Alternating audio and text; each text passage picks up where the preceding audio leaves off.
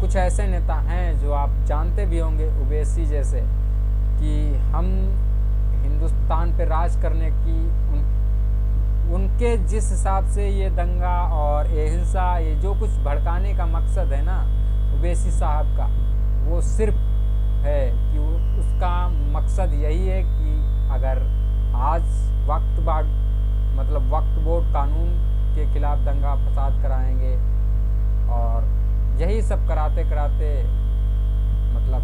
क्योंकि वक्त की सबसे ज़्यादा ज़मीन किसके पास है? ओवैसी के पास। अगर वक्फ बोर्ड कानून लागू हो गया है ना, अब ओवैसी भाई बचने वाले तो हैं नहीं, तो इसीलिए उनका ज़्यादा उल्टा सीधा बयान आता है। अगर आप ये सोचिए कि जो चीज़ जिस आदमी के लिए बनी है उसको मिल ही नहीं रही है, क्यों नहीं मिल रही है भाई साहब? वो पैसा कहाँ जा रहा है जिससे लाखों करोड़ों की कमाई हो रही है हर महीना, और वहाँ से भाई 50-60 हज़ार रुपये आ रहा है, जहाँ से करोड़ों की कमाई हर महीना हो रही है, और वहाँ से रुपया कितना आ रहा है? 50-60 हज़ार रुपये महीना आ रहा है। वो पैसा कहाँ जा रहा है, कहाँ इन्वेस्ट हो रहा, किस बैंक में जा रहा? वो लोगों को क्यों जानकारी नहीं मिल रही? सरकारी रिकॉर्ड में क्यों जानकारी नहीं आ रही? आप लोगों के साथ अगर आप लोगों को भाई कहते हैं कि हमारे पास इतनी ज़मीन है वक्फ बोर्ड कानून की, अगर वक्फ बोर्ड कानून की इतनी आप लोगों के पास ज़मीन है, तो उस ज़मीन से अरबों खरबों की कमाई होती है भाई साहब। आज इतने साल हो गए, कहते ना कि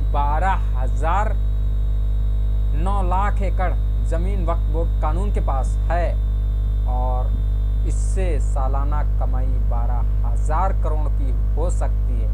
लेकिन इसका पैसा कहाँ जाता है? इसके पैसे से कौन लोग ऐसे हैं जो अय्याशी करते हैं? कौन लोग हैं जो अपने शौक़ों को पूरा कर रहे हैं? अगर आप लोग जानेंगे तो आपके होश उड़ जाएंगे भाई साहब। अगर आप यही सोचिए कि पाकिस्तान दूसरों को भड़काने में लगा है, और वहाँ के कुछ राजनेता ऐसे हैं जो अपने परिवार को विदेश में लंदन में शिफ्ट कर रहे हैं, अपने परिवार को यूके में शिफ्ट कर रहे हैं। वहाँ के मेजर, वहाँ के जो पुलिस ऑफिसर हैं, वो भी अपने परिवार को सेफ्टी के लिए दूसरे देश में शिफ्ट कर दे रहे हैं, और वहाँ की जनता की कोई वैल्यू नहीं है। तो पाकिस्तान टेररिस्ट लोगों को पालता है, उन लोगों को बढ़ावा देता है। पाकिस्तान ही वो मुल्क है जो आतंकवादियों को पनाह देता है, आतंकवादी पैदा करता है, आतंकवादियों को ट्रेनिंग देता है, वो सिर्फ पाकिस्तान ही है। एक ऐसा ये मुल्क है जो अपनी बनी नहीं देखता, ये नहीं देखता कि हमारे घर दीपक जल रहा है या नहीं जल रहा। उसका मकसद है कि हमारे घर तो अंधेला है, लेकिन दूसरे घर अंधेला उजेला नहीं रहना चाहिए, उसके घर भी अंधेला हो। और इसीलिए पाकिस्तान बराबर अपनी गतिविधियों से इसीलिए पाकिस्तान अपनी इन्हीं गतिविधियों के लिए भाई हर देश में खुजली करता मिलेगा। पाकिस्तान का ही टेररिस्ट पाकिस्तान से ही जहाँ भी आतंकवादी जाते हैं, जहाँ भी कुछ भी होता है, सिर्फ पाकिस्तान ही का क्यों नाम आता है? अगर कोई गलत काम हो रहा है तो उसमें भी पाकिस्तानी का नाम आता है। अगर कहीं भी कुछ हो रहा है तो उसमें मोहम्मदन आदमी का क्यों नाम आता है? अगर आप लोग कहते हैं कि मोहम्मदन आदमी पे सब कुछ जो कार्रवाई हो रही मोहम्मदन आदमी पे हो रही, तो आप ये सोचिए कि अगर कोई भी कांड होता है तो उसमें मोहम्मदन आदमी का ही हाथ क्यों होता है? क्यों नहीं होता भाई? जिसमें देखो उसमें जो गलत काम हुआ उसमें मोहम्मदन आदमी का, जहाँ पे देखो हिंसा भड़की तो मोहम्मदन आदमी का। क्योंकि ये लोग इतना धमकी देते हैं भाई साहब, अगर आप अकेले हो तो मार के भी गिरा देंगे, हम तो जानते हैं। तो मेरा कोई धर्म या हिंसा के बाद कोई धर्म या जाति के बारे में बात करने का मकसद नहीं है। मेरा मकसद यही है कि अगर आप हिंदू हैं या मुस्लिम हैं, अगर आप इस देश को, अपने वतन को और अपने जन्मभूमि को ऊपर ले जाना चाहते हैं, तो अगर आप हिंदू हैं तो आप हिंदू को आगे बढ़ाने में मदद करिए, क्योंकि दोस्त आज जो हमारे पास सरकारें हैं वो सरकारें हम लोगों को इतनी जल्दी फिर जो चली गई तो नहीं मिलने वाली हैं। तो इसलिए अपने इन लीडरों को पहचानिए कि जो लीडर पूरी दुनिया को चला रहे हैं। भाई साहब, आज मोदी और अमित शाह आज ऐसे लीडर बन चुके हैं जिसमें तो मोदी जी तो पूरे विश्व में विश्व गुरु मानने के लायक हो गए और विश्व गुरु माने भी जाएंगे कुछ ही दिनों में। लेकिन इसमें जो अड़बंगा लगा रहा है वो लगा क्या रहा? पाकिस्तान। अगर पाकिस्तान की यही प्रतिक्रिया और ऐसे ही आतंकी हमले जो अगर हमारे देश में बढ़ते रहे तो देश हमारा आगे नहीं बढ़ सकता।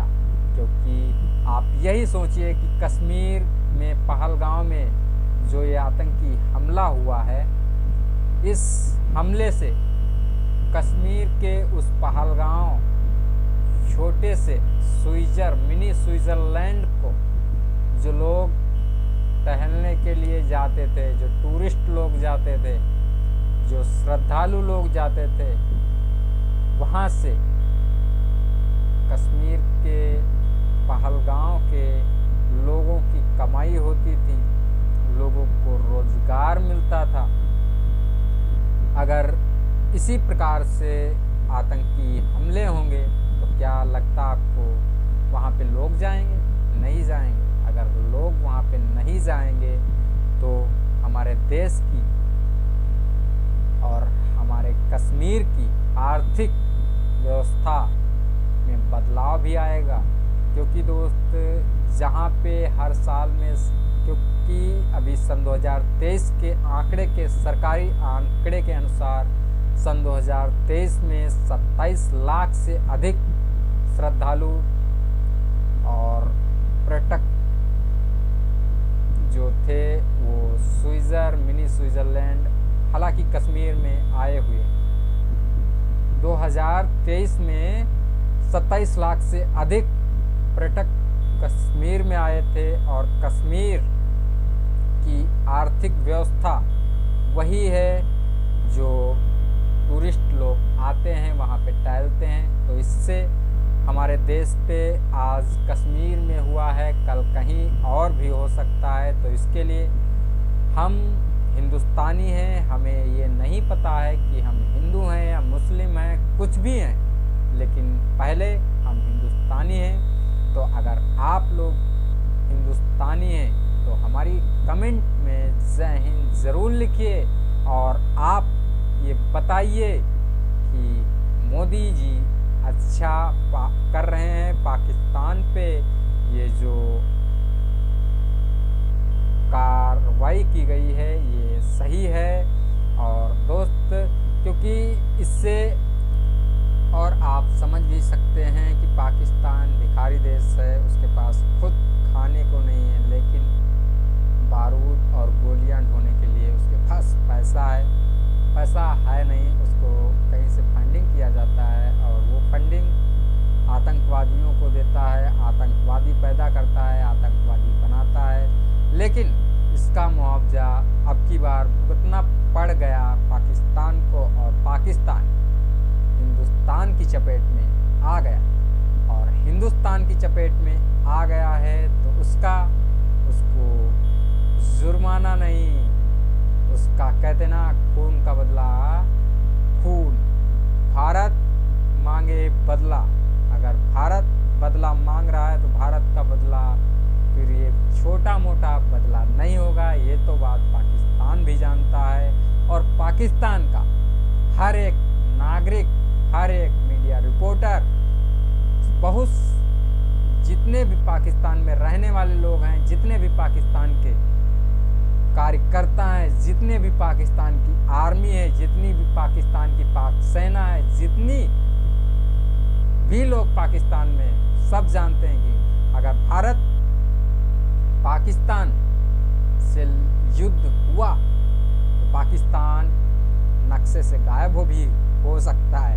क्योंकि पाकिस्तान कोई हवा नहीं। पाकिस्तान भूखे मरने वाला शहर है, देश है, जिसमें खाने के पैसे नहीं हैं, लेकिन दूसरे देश में आतंक फैलाने के लिए उसके पास पैसे पता नहीं कहाँ से आ जाते हैं। और कहते हैं ना, हमारे सनी देओल साहब ने सच ही कहा था कि दूध मांगोगे खीर देंगे, लेकिन कश्मीर मांगोगे चीर देंगे।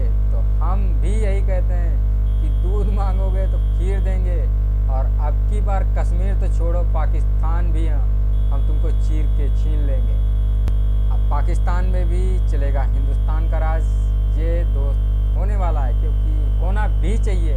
ये पाकिस्तान में आतंकवाद, और इस आतंकवाद के खिलाफ हमारी मोदी सरकार और हमारे राज्य सरकार, जितने भी सरकारें हैं और हमारा देश, इसके खिलाफ कार्रवाई करने में, और हमारे देश की सुरक्षा एजेंसियां, खुफिया एजेंसियां, जितने भी सुरक्षा बल हैं, प्रशासन है, जो भी है, अपने दिल तोड़ के मेहनत से इस मुकाम को और इस युद्ध को अंजाम देने में लगे हुए हैं। और इसका एक कोई पता नहीं कि किस दिन पाकिस्तान नक्शे से गायब हो जाए।